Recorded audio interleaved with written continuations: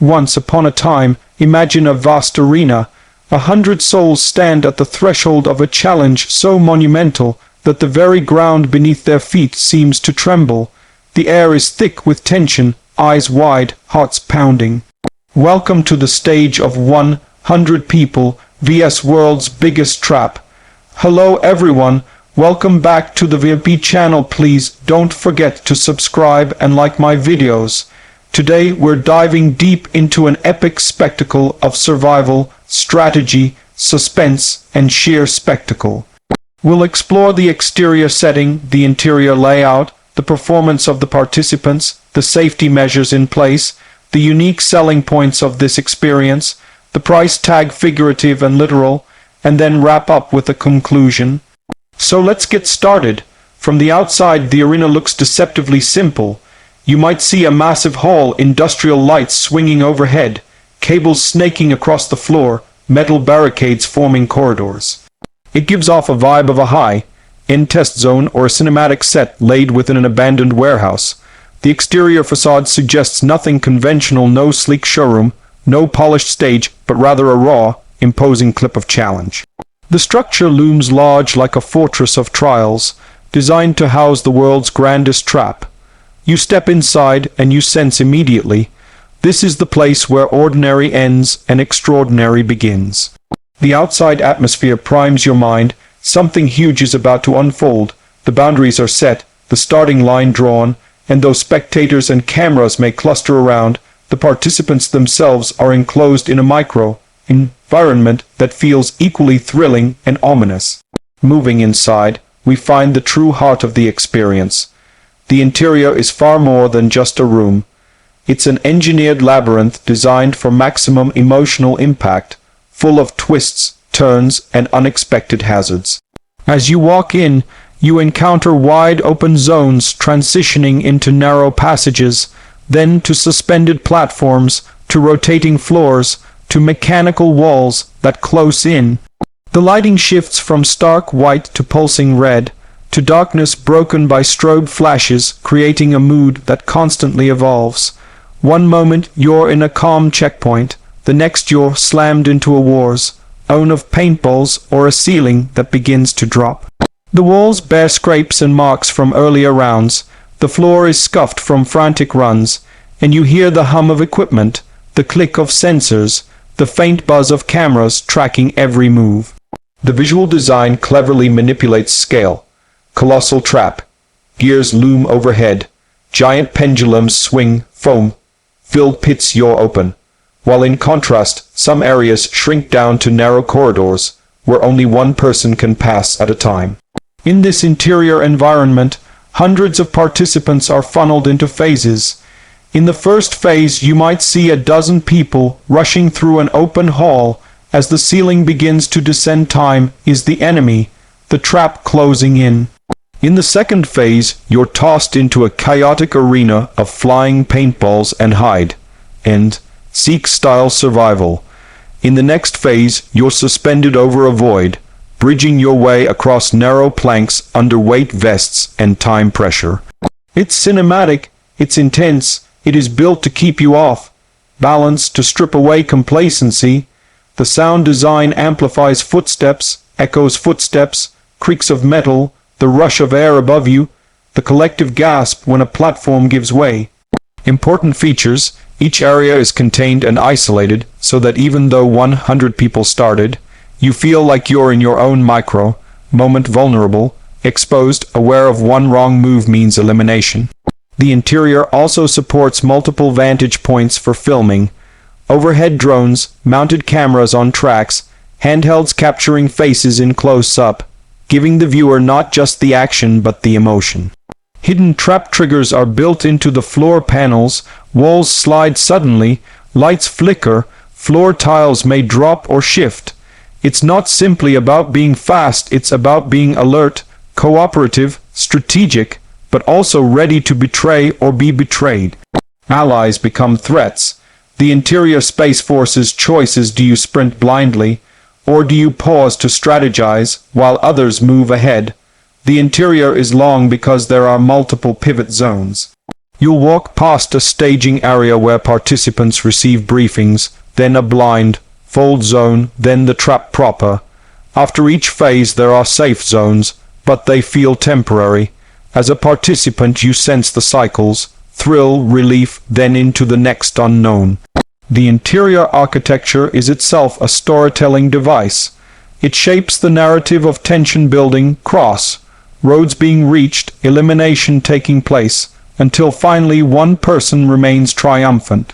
Visual cues such as red exit lights, countdown timers projected onto walls, floor markings that fade as time runs out, make the space live and reactive. It is immersive, exhausting, high-octane, very much like a cinematic car chase, but applied to human endurance and wits.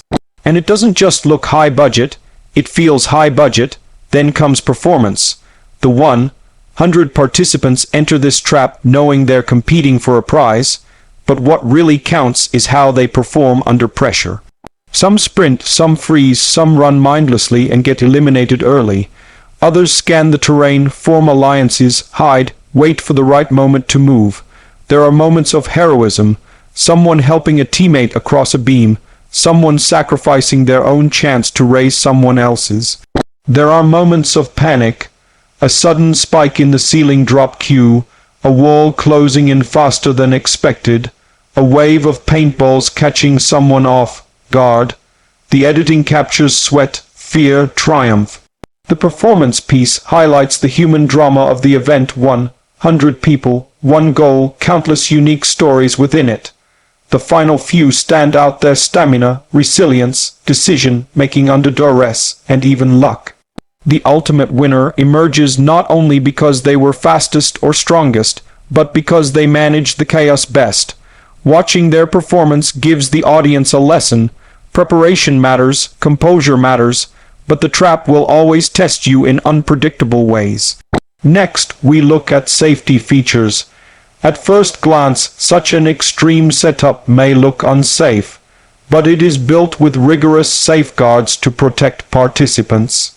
The mechanical components are designed with redundant safety systems, emergency stop triggers, visible escape routes, medics on standby, floor padding beneath fall zones, protective gear for paintball zones, and full testing before go live. Participants sign waivers, receive briefings, and are monitored in real time for vitals and status. Hidden cameras track movement to detect injury or distress. In the zone where the ceiling drops, sensors detect participant clearance. If someone is unexpectedly in the wrong zone, the ceiling halts. In paintball zones, the velocity of shots is regulated, protective eyewear mandatory, supervisors present. In suspension or bridge zones, harnesses are available, though the challenge may be framed as voluntary. Fall zones are made safe with nets or foam. All the thrill is real, but the risk is controlled. Additionally, the set is designed so that structural failure is virtually impossible. No real spikes, no crushing walls that actually trap. It's theatrical craft combined with engineering. The safety design allows the viewer to experience the edge of danger without the real danger. That balance is key. You feel for the participants, you gasp, you empathize, but you also know the production has taken measures so that no one is permanently harmed. Moving on to unique selling points, what makes this challenge stand out from the myriad of game, show, or survival type videos? First, the scale. 100 participants is major. The size of the trap, multiple phases, large overhead mechanical elements, arena-wide hazards gives it a cinematic feel akin to a blockbuster movie rather than a simple game show. Second, the stakes, the elimination format, the time pressure, the shifting environments, the surprise traps. These create high drama and viewer engagement. Third, the human variety. 100 people brings 100 backstories, 100 approaches, 100 micro-dramas. Fourth, the architecture of the set itself, combining elements of obstacle course, escape room, war zone, psychological test. Fifth, the viewer benefit. You see real tension, unexpected outcomes, edge of the seat moments, hero turns, and dramatic failures. Sixth, the production value, multiple cameras, drones, cinematic lighting, sound design, editing that weaves the story of 100 into the journey of many, then the winner. And finally, the replay value, viewers might watch again to catch hidden details, who allied with whom, where the secret routes were, how someone snuck ahead. These points make it more than just a challenge, it's an experience. Regarding price, while this isn't a car or product you buy, we can interpret price both figuratively and practically. Figuratively, the participants pay with time, stress, physical effort, and risk of elimination. The price of entry is high in terms of attention, readiness, and performance. Practically, production cost is enormous. Set design, participant logistics, safety staff, mechanical engineering, camera tech, editing. From a viewer standpoint, the price to watch is minimal, just click play, but the perceived value is huge. If one wanted to replicate or participate, you'd need to invest in training, conditioning, teamwork, and only one will win. So, the price of ambition is high. The winner's reward might be a large cash prize or trophy, depending on the version of the challenge, which offsets the price incurred. But for others, the price was simply the experience, and perhaps new exposure or awareness. So, in summary, the price tag for participants is effort plus risk. For the production team, it is scale plus engineering. For viewers, it is time, but in return they get spectacle. In conclusion, 100 People vs. World's Biggest Trap encapsulates everything that makes modern entertainment pop. High stakes, massive scale, heightened drama, real human emotion, and spectacular design. We move from exterior to interior, performance, safety, unique selling points, price, and each layer reinforces the next. If you're watching from your screen, you feel transported into this arena. If you imagine yourself as a participant, you sense the adrenaline, the temptation, the terror, the hope. And as a reviewer, I can tell you this: the value lies in the craft as much as the chaos. So if you're wondering whether such a challenge is worth your time, yes, it absolutely is. It's not just about the trap, it's about how 100 people navigate the trap, how the trap shapes them, and how the camera invites you into that journey. Thank you for watching this breakdown. If you enjoyed this review and want more deep dives into extreme content, be sure to subscribe and like. I'll see you in the next one.